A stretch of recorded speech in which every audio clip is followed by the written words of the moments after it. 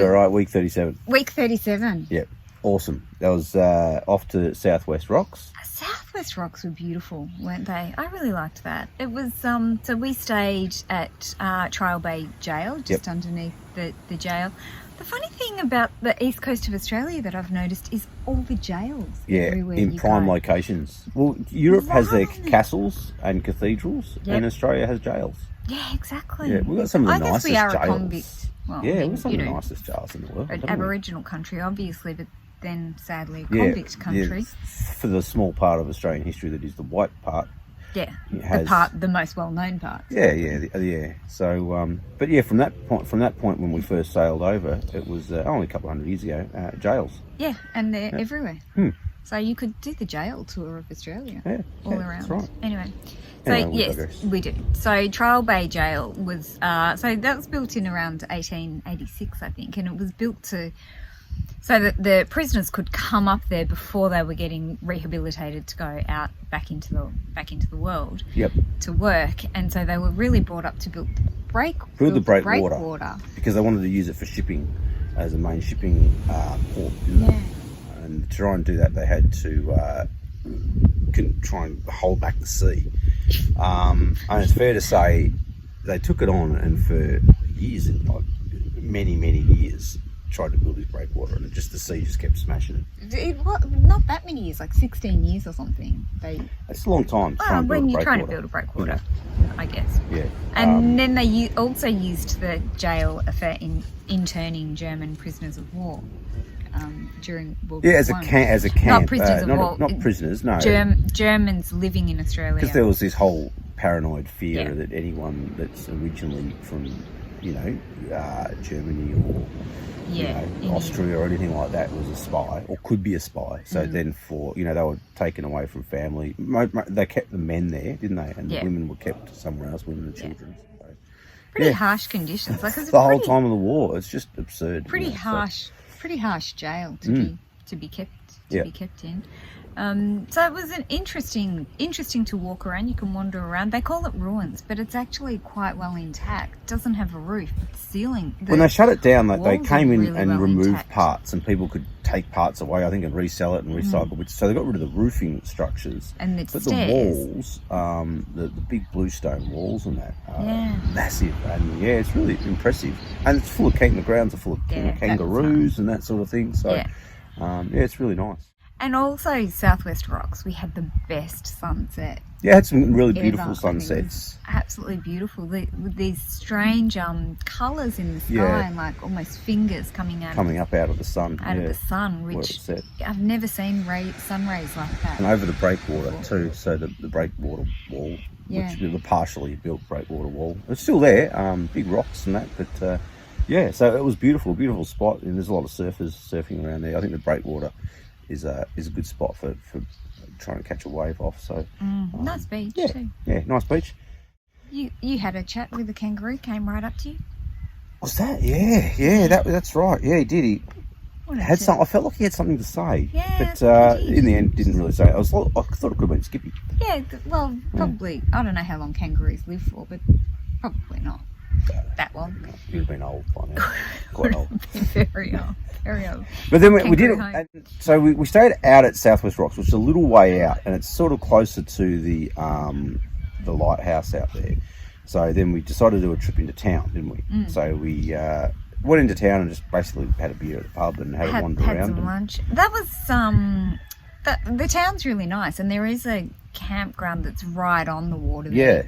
In the town as well. So if you want to be closer to town, that's quite a good spot. But we really liked where we stayed at Trial Bay Jail. But that's a really beautiful little spot. The town, and there's everything there that you could want, including the pub. And then the lighthouse, which is quite a steep walk up to get to the lighthouse. But it was beautiful. It's beautiful up there, and there, again, kangaroos around and that sort of thing. So there's plenty of wildlife around. But out there, as well as trying to get some shots of the lighthouse itself, whales. Whales. There are a lot of very active whales out there, so it's a nice time to be travelling up the east coast when everywhere we stop we just see whales and dolphins. You know, pretty much. you put camera down and just watch the whale reaching because they're too far away to photograph. But you try. Far away, you try, but it's hard to spot them. So yeah, and you can stay at the lighthouse, which looked beautiful. So if you wanted to do that, book a year in advance. We're going to try and do that one of these days. That looked amazing. Beautiful. Yeah, that's it. And you don't have to worry about weather or anything like that. Just you've got your, you know. So that's a really nice place to hang out for a while. So from there we headed on. We were going to stay in Bellingham. We went out to Paradise, the Promised Land. Yeah, oh my God, river that was and beautiful. crystal clear water. It was really magic. Pretty. Friend Matt sort of said, you know, make sure you go out and check out Promised Land. It's a great spot to have a look at, and it was. So we just sort of had a bit of lunch out there. Actually, no, we didn't have lunch out there. We were going to have lunch. We had lunch at Bellingham though, at the Italian, which was fantastic. But the Promised Land, you had a swim. I had a swim. It was cold. Very cold. Bit of a wuss. Didn't go in. Too cold for me, but it looked amazing. It was tempting. Yeah. And then went through Bellingham. We were going to stay at the showgrounds there, but it was too wet and boggy still. So we pushed on up Waterfall Way, which fantastic drive if you kind of want to go inland a bit from the coast of Australia. Really stunning. So magic drive. You do cross over Newell Waterfall along the way, which was quite fun. And then the Rainforest Centre, where you can go and see Crystal Shower Falls. That was your favourite. And Tristania Falls and Crystal. I think Crystal Shower Falls was the best for me. And you could walk behind that one, which was really that was really beautiful. Well, that and Danga Falls. Danga Falls was awesome too. I can't sort of say which one was best there, but either of those two. And we stayed at Danga Falls. Lodge and campground. Caravan. So we camped the first night because we're in our little van, so we could.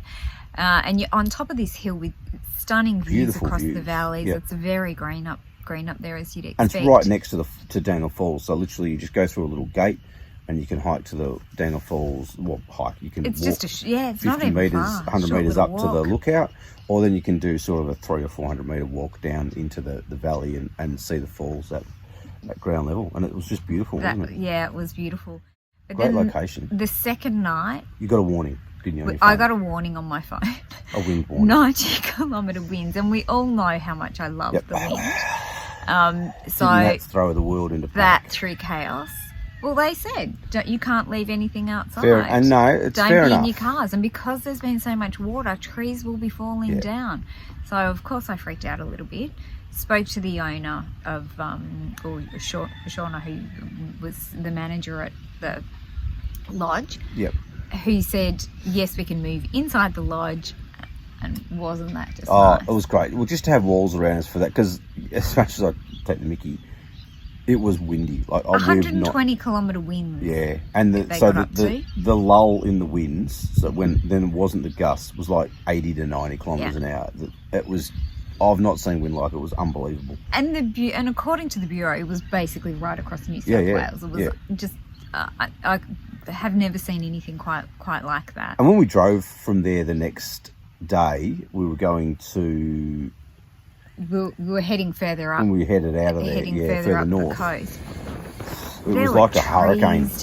Trees down and branches all over the road, and we had to stop 2 or 3 times for people with chainsaws cutting and help move logs and trees off the road. And it was full on. It was very full on. So I'm glad we got to move inside into the lodge. Definitely. Yeah. But it was a beautiful trip down. Despite all the debris all over the road. Yeah, a beautiful spot to stay. So definitely head out Waterfall Way. The Waterfall Way you can take right through to Armidale. We didn't. We kind of cut out. Yeah, so we went as far as Dorrigo.